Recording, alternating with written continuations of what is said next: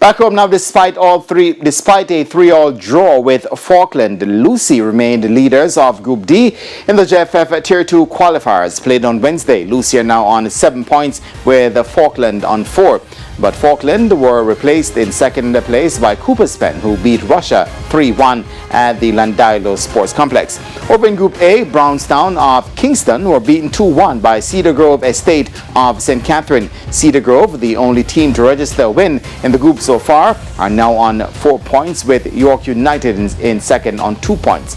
Only 2 teams remaining in Group B as Portlanders, who failed to show for their game against the King's Football Academy and Drax Hall, have withdrawn from the competition. While in the top of the table, a Group C clash, Mile Gully were leading Cross United 2-1 when that game was aborted.